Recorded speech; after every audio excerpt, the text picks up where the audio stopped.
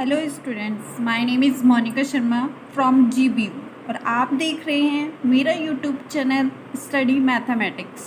एक new chapter लेके आई हूँ आपके मैथमेटिक्स सेकंड में, जो BCA सेकंड सेमेस्टर में है और BSc में भी मैच होता है। तो BSc वाले स्टूडेंट ये ना सोचे कि हमारे लिए वीडियो नहीं बन रही है, दोनों में कॉमन पॉइंट है, चेंज ऑफ इंडिपेंडेंट वेरिएबल्स। तो फर्स्ट वाला टॉपिक है to change the independent variable into the dependent variable. तो सबसे पहले तो यही देख लेते हैं कि इंडिपेंडेंट वेरिएबल और डिपेंडेंट वेरिएबल होता क्या है। जैसे मैंने एक सिंपल इक्वेशन ली y इजकल टू 2x। आपने ग्राफ पढ़े होंगे 9th और 10th में, तो टेबल बनाते थे ना। यहाँ x होता था और यहाँ पे y होता था। तो x की वैल्यू अपनी तरफ से हम रखते थे। जैसे x की वैल्यू हमने 1 रखी तो y की वैल्यू क्या आ गई 2।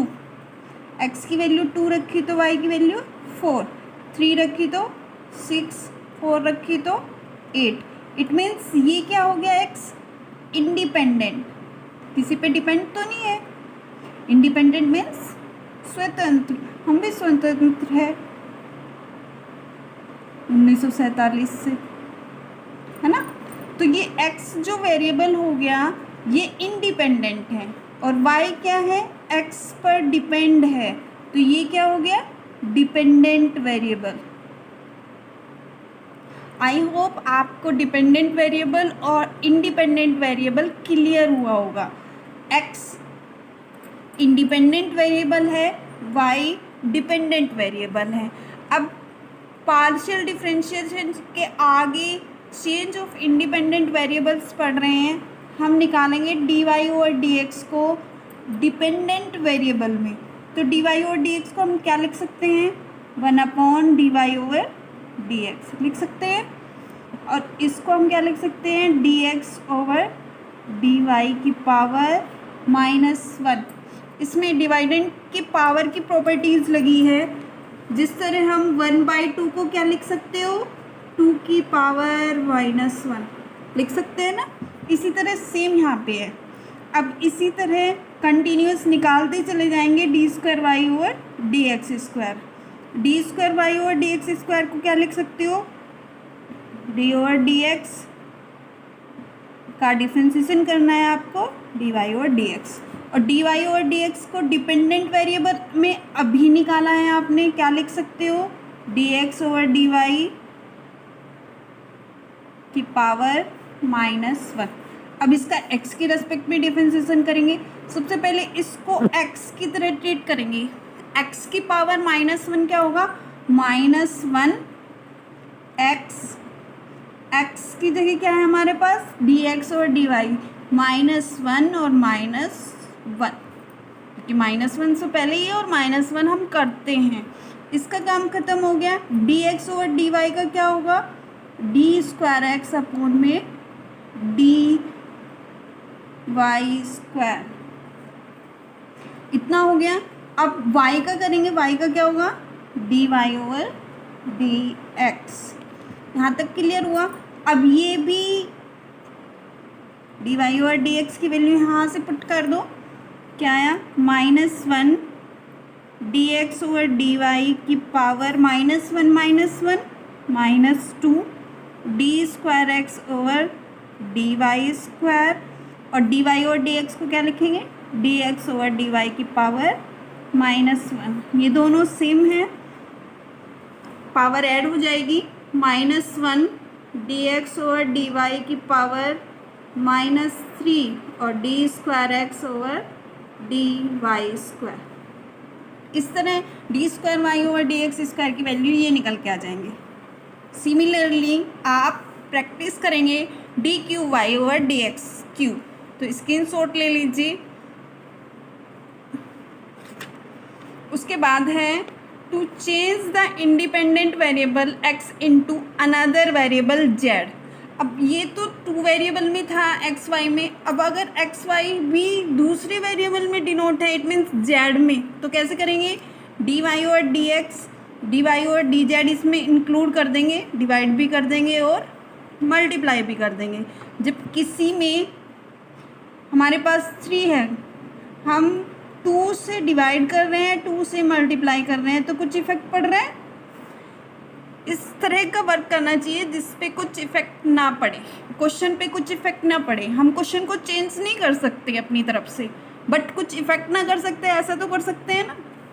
D Y over D x को क्या लिख दिया, d Y over D Z over D x, यानी कि डी जेड को डिवाइड कर दिया और डी जेड से ही मल्टीप्लाई कर दी, D Y over D Z. अब D Z over D x को हम कैसे लिख सकते हैं, जिस तरह हमने D Y over D x को क्या लिखा था, D x over D Y की पावर -1, इसी तरह लिख देंगे D x over D Z की पावर -1। तो ये जो अनेदर वेरिएबल था जेड, उसमें चेंज हो गया, यानी कि हमारा फंक्शन किस में रहा, जेड में और एक्स में। इसी तरह D square Y over D x square निकालेंगे, D cube Y over D x cube निकालेंगे। तीनों निकालेंगे अगर इंडिपेंडेंट वेरिएबल x है और डिपेंडेंट वेरिएबल z में कन्वर्ट कर देंगे। अब एक प्रॉब्लम सोल्व करेंगे इसी से ही,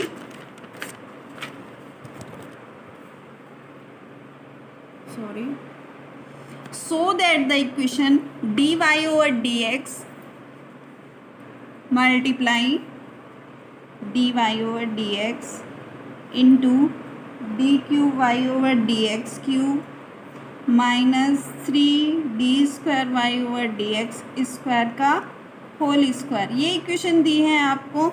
और किस फॉर्म में लिखना है कि d cube x d Y cube के इक्वल 0 है।